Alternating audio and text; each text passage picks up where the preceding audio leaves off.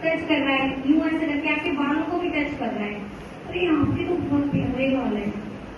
तो ये क्या हो रहा है? जैसे जैसे ये है ना, आप कहीं जा रहे हो या तो कोई, अरे आपके तो बहुत प्यारे बाल है, आप क्या कहोगी?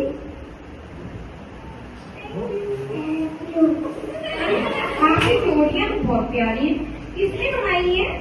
मम्मी ने। आपकी कुछ हो रही है ना कि मम्मी की तारीफ हो रही है। अरे बिट्टू, वाओ, ड्रेस तो बहुत अच्छी है, ड्रेस भी कर रखी है। किसने की है? मम्मी ने। अब ये तो इसको लग रहा है ना कि ये तो मेरी मम्मा की तारीफ कर रहे हैं, पर वो क्या कर रहे हैं? बैक टच कर रहे हैं। इसको अभी नहीं समझ में आता, हमें भी नहीं समझ। अरे आप तो बहुत शाबाश, जब पढ़ाई में तो बहुत अच्छी हो, ऑटो में तो टाइम पे आ जाती हो, कभी भी आप देर नहीं करती हो।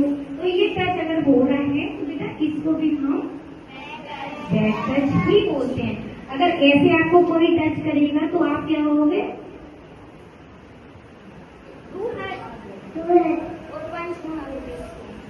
है ना? और ये बात अगर ऐसे कोई टच भी करता है तो आप तुरंत अपने घर में जाकर अपनी मम्मी को बोलोगे। मम्मी को। अगर ऐसा है कि सभी की मम्मी आजकल जॉब कर रही हैं, वैसे या आप गए, मम्मी किचन के कामों में उलझी हुई है और मम्मी खाना बना रही है, फिर लंच भी पैक करना है, बिटिया को पराठे भी खिलाने आलू के, भैया को कुछ और भी खाना होगा, तो मम्मी इन कामों में उलझी होती है ना। आप लोग गए, मम्मी सुनो ऐसा हुआ ऐसा हुआ, मम्मी ने अगर नहीं सुना, मम्मी करो क्या थोड़ी देर बाद सुनती हूँ, काम में करूँ। तो ये नहीं कि आपको दोबारा नहीं कहना है, या आपको ये नहीं सोचना है कि मम्मी मेरी बात सुन नहीं रही है। जब मम्मी रिलैक्स है तो आप मम्मी से, घर में बुआ से, दादी से आप ये बात जरूर कहोगे कि आज हम वहाँ पर गए थे, वहाँ स्कूल में गए थे या ऑटो में गए थे या मॉल में गए थे या कोचिंग में गए थे या किसी रिश्तेदार के पास भी गए थे, तो उन्होंने इस तरह से हमको ऐसे करके टच किया। ये टच करने की भी परमिशन किसी को नहीं है, और अगर इस तरह से कोई टच करता है तो आप तुरंत मना कर दोगे। हो जाता है कभी जैसे बच्चों कि घर में मम्मा मार्केट गई है, नवरात्रि है कल से, पूजा का सामान लेने गए, पापा तो सबके जॉब या ऑफिस में ही होंगे, आप तो घर में अकेले हैं। कोई आया और किसी ने बोला कि बेटू वो आपके पापा ने बोला था कि वो आने वाले हैं, मुझे पापा से मिलना था, तो आप क्या बोलोगे? पापा नहीं है, आप चले जाओ। पापा नहीं है, आप चले जाओ। और वो अगर उसके बाद भी आपको कहते हैं नहीं बेटा मेरी बात हो गई है पापा से फोन पे, वो उन्होंने कहा कि वो बिटिया ने एक फोन देगी, आप बैठिएगा मैं आ रहा हूँ, तब आपको क्या कहना है? अंकल नहीं, तो आपको कहना है कि अंकल आप गेट के बाहर रहिए और गेट लगा के आपको अंदर होना है, और आपको कहना है अंकल आप गेट के बाहर रहिए, जब मेरे पापा करके अंदर आ जाएंगे तब आप अंदर आइएगा, मैं आपको अंदर नहीं बिठा सकती। आपको और कुछ नहीं कहना कि अंकल मैं अकेली हूँ, मैं अभी नहीं बिठाऊंगी, ये नहीं बोले। अंकल जब मेरे पापा आ जाएंगे या कोई बोले कि आपके भाई का दोस्त हूँ बेटा बैठ जाने दो, चाचू का दोस्त हूँ, अब वो आ रही है, मेरी बात हो गई है, अब आपके पास फोन नहीं है, तो आप कैसे कंफर्म करोगे कि आ गए? आप बाहर बैठिए गेट के बाहर, जब मेरे पापा आ जाएंगे, भाई आ जाएगा, तब आप अंदर आइएगा। कह के गेट लगाया और आप अंदर। आपको सिर्फ अपना ध्यान रखना है कि मेरी सेफ्टी, सब जाए बाहर में। ओके, ध्यान रखोगे ना? क्या ध्यान रखना है? अगर कोई आ जाता है आपके पास तो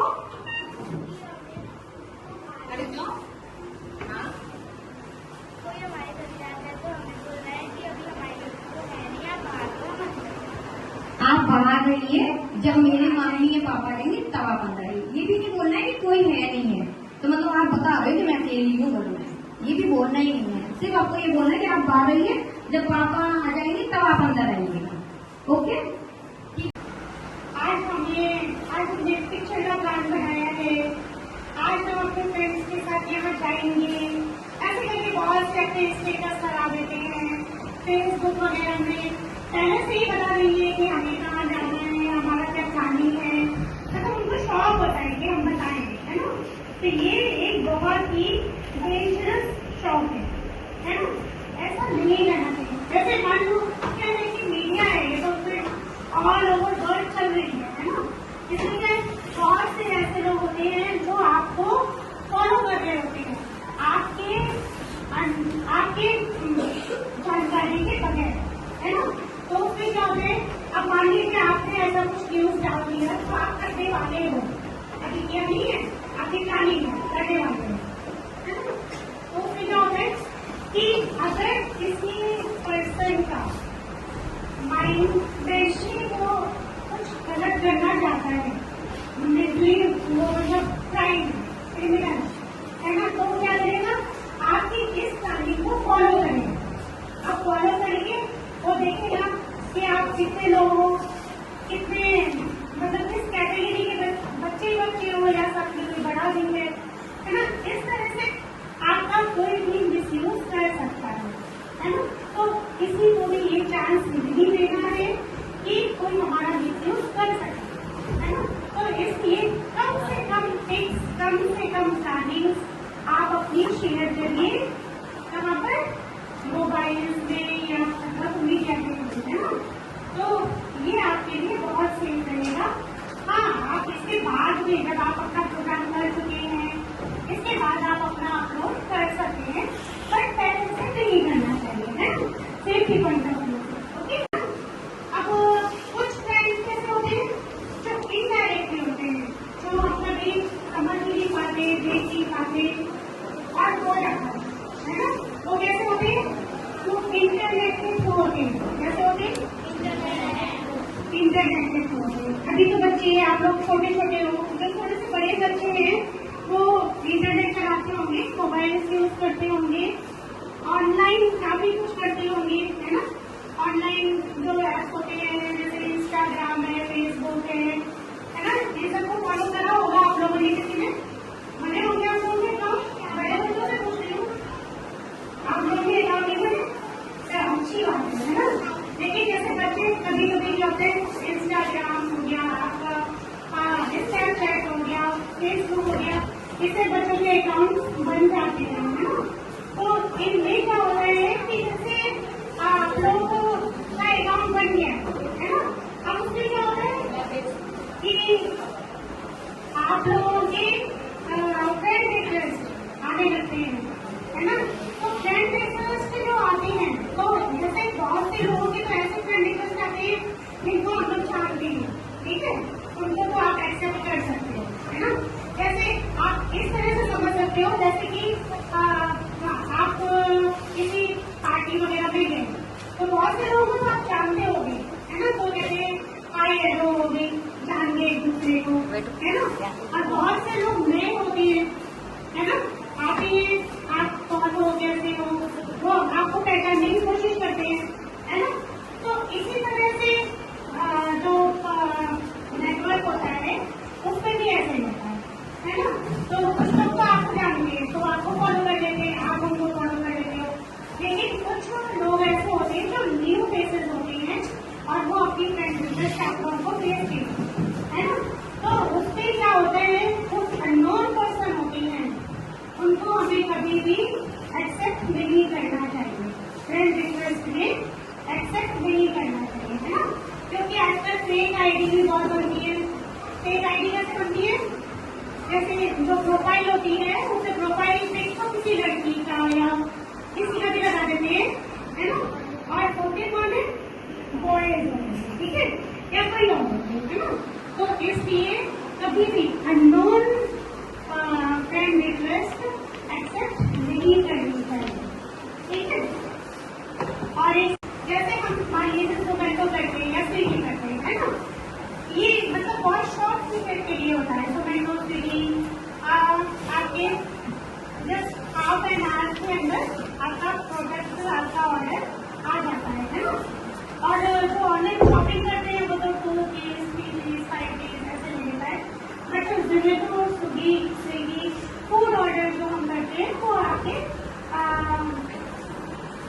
से बाहर के अंदर आ अब हमें क्या है मतलब किस तरह से हम प्रिकॉशन करेंगे या किस तरह से हम अपने आप को प्रिपेयर रखेंगे। देखिए जब हम ऑर्डर करते हैं किसी भी चीज का ऑर्डर प्लेस करते हैं तो क्या होता है हमें उसका पेमेंट एड्रेस पे आ जाता है कि हमने इतने पेमेंट का ऑर्डर किया है ना। तो क्या करते हैं क्या करना चाहिए हमें उस टाइम पे हमें वो जो पेमेंट है वो अपने पास कैरी करके रख लेना चाहिए है ना। और तो मतलब ये नहीं कि आपका 55 का मान लीजिए बना आपका पेमेंट तो आपने 100 रुपीज रख लिए आपको 55 का 45 देता रहेगा ऐसे ही आपको 55 का पेमेंट बना है तो आप अपने घर पे अपने पास से 55 ही रखिए। आपने उसको पकड़ाया आपका सामान लिया है ना। अगर हम मान लीजिए 100 रखते हैं कि 100 जल्दी से खुला रखने का तब क्या होगा हमें उससे जाना पड़ेगा उससे बात करनी पड़ेगी भैया दे दो भैया के पास नहीं है भैया ने मना कर दिया मेरे पास नहीं। अब आप फिर अंदर आए किस कपड़ा कंपनी में क्या होता है गेट खुला रहेगा होता है ऑलमोस्ट होता है किसी को ध्यान नहीं रहता कि कितना लगाना है गेट खुला रहेगा। अब क्या हो रहा है वो भाग रहा है अंदर कहाँ से क्या डायरेक्शन है कहाँ से कितने रूम्स आ रहे हैं कहाँ से स्टेयर्स आ रही है कितने लोग अंदर बैठे हुए हैं वो सब कुछ आपको फॉलो करना है ना। तो एक ही जो डिलीवरी बॉय है वो सेकेंड टाइम आएगा तो उसके माइंड में कब चल रहा होगा ये घर इस तरह से बना हुआ है इसमें ये डायरेक्शन है ये बच्ची यहाँ गई थी कैसे लेके रखी एक्सपीरियंस यहाँ कैसे रखते रहते हैं मतलब उसको सारा आइडिया लग जाएगा है ना। एंड नेक्स्ट टाइम जब वो आएगा तो प्राइस हो सकता है तो हम इसका चांस ही दोगे है ना। तो इसलिए हमें ऑल टोटल अमाउंट जो आया है वो कैरी करके अपने पास रखना चाहिए। गुड टच होता है जो हमारी सुबह से मम्मी देती है हमको सबसे पहले मम्मी का टच होता है हमको मिलता है। वो टच कौन सा होता है गुड उठ जाओ जल्दी उठ जाओ स्कूल के लिए बहन आने वाली उठ जा मैंने लंच में आलू के पराठे बना दिए उठ जा बेटू नहा ले मेरे बच्चा मैंने ड्रेस प्रेस कर दी है बुआ की सुन आज एग्जाम में अच्छे नंबर लेके आना तेरी फेवरेट चॉकलेट लेकर आऊंगी। चाचू कहते तू एग्जाम में अच्छे नंबर लेके आना तुझे घुमाने ले जाऊंगा। और स्कूल की मैम क्या कहती है अच्छे नंबर लेके आना मैं आपको बहुत ज्यादा प्यार करूंगी है ना आप सबसे सुंदर गर्ल बन जाओगी क्लास की है ना। ये क्या होता है हमारा जो हमारी दादी भी हमको देती है बहुत प्यार से भगवान की कहानियां सुना के कभी अपने बड़ों की कहानियां सुना के कभी कुछ सिखा के बेटा ऐसा नहीं करना है ऐसा करना है। तो ये सारे टच होते हैं जो हमें नानी मासी मामा या बुआ दादी मम्मी स्कूल की टीचर ट्यूशन टीचर इन सबसे हमें मिलते हैं इनको हम कहते हैं गुड टच। पापा का टच भी होता है गुड टच चाचू का भी टच होता है गुड टच। बट लेकिन हमारे अंदर जो भगवान ने बनाया है ना गर्ल्स को उसके अंदर एक पॉइंट डाल के स्पेशल भेजा है वो है सिक्स सेंस। कोई आपको टच करता है कोई आपसे बोलता है तो आपको पता चलता है ना ये कैसे बोल रहा है ये अच्छे से बोल रहा है ये सोच कुछ हो रहा है और बोल कुछ हो रहा है पता चलता है ना। तो वो सिक्स सेंस का हमें हमेशा याद रखना है इस्तेमाल करना है समय पर विशेष इस्तेमाल करना है। तो और सिक्स सेंस सिर्फ लड़कियों में होता है ना गुड टच में। और आपको समझ में आ गया गुड टच क्या होता है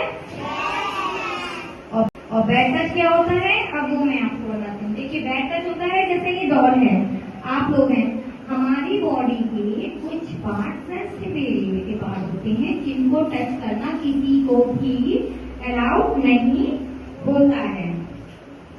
जिस पर अगर कोई टच करता है तो वो क्या होता है बैड टच। और अगर कोई हंसी से या मजाक से या ऐसे ही अरे यार ऐसे ही तुम तो इतना गुस्सा होती हो नहीं ये भी नहीं सुनना है। अगर वहां पे कोई आपको टच करता है तो आपको तुरंत उससे क्या करना है दूर है ना। ध्यान रखोगे ना। अब मैं आपको बताती हूँ कौन सी जगह जैसे आपकी बॉडी के पार्ट्स होते हैं लिप पर अगर कोई लिप पर आपको टच करता है तो आपको तुरंत क्या करना है मारना है दूर रखना है। क्या टच होता है? Back touch. हमारे पैरों के बीच का हिस्सा, अगर कोई यहाँ टच करता है तो, और हमारी बैक यहाँ पर अगर कोई टच करता है तो क्या होता है? बैक। ये होते हैं सारे बैक टच। बैक टच में कौन कौन सा आता है? हमारे गर्दन के नीचे का हिस्सा, हमारे लिप्स, हमारे बिटवीन द बैक, इन पर अगर कोई गलती से भी टच करता है तो कौन सा टच है? जैसे बच्चों, मेरा नाम कविता गुप्ता है ना? और हम लोग कहाँ से आए हैं? आपको बैनर पर क्या दिखना है? नप्रवाद एनजीओ है ना? नप्रवाद एनजीओ आप जैसी प्यारी प्यारी सी बच्चियां होती है ना, गुड़िया जैसी, इन सभी को बताती है कि गुड टच बैड टच क्या है और बड़ी बच्चियों को कैसे सुरक्षित रहना है। आज के समय में आप स्कूल जा रहे हो, कोचिंग जा रहे हो, घर से बाहर जा रहे हो, तो आपको पता नहीं होता है कि कौन अच्छा है कौन बुरा है। तो हम इसके बारे में आपको जानकारी देने आए हैं। आप सब लोग सुनने के लिए तैयार हैं? आप सब लोग ध्यान से मेरी बात को सुनेंगे और जो आपको अगर नहीं कुछ समझ में आता है तो उसका आप मुझसे पूछेंगे कि मैम ये चीज है, और आपको हर बात पे मेरी बात पे रिप्लाई देना जरूरी है, तभी तो मैं समझ पाऊंगी ना कि मेरी बात आपको समझ में आ रही है या नहीं। रिप्लाई दोगे ना? तो बच्चों, आज मैं आपको एक सब्जेक्ट पढ़ाने जा रही हूँ, गुड टच और बैड टच। गुड टच और बैड टच आप लोग जानते हैं? गुड टच बैड टच आप लोग जानते हैं? तो सर नहीं हिलाना है, हमको मुंह से बोलना है। आप लोग गुड टच बैड टच के बारे में जानते हैं? एक टच होता है गुड, ओके, दूसरा टच होता है, जोर से बोलना है ना, दूसरा टच होता है, और एक तीसरा टच होता है बच्चों जिसके बारे में आपको है ना नॉलेज नहीं होती है, आपको पता नहीं चलता ये बैड टच है। एक तीसरा जो छुपा हुआ होता है पर वो होता ही बैड टच है, तो उसके बारे में भी आपको हम बताएंगे और आप सभी लोग बच्चे सुनेंगे, है ना? आप लोग तैयार है ना सुनने के लिए? गुड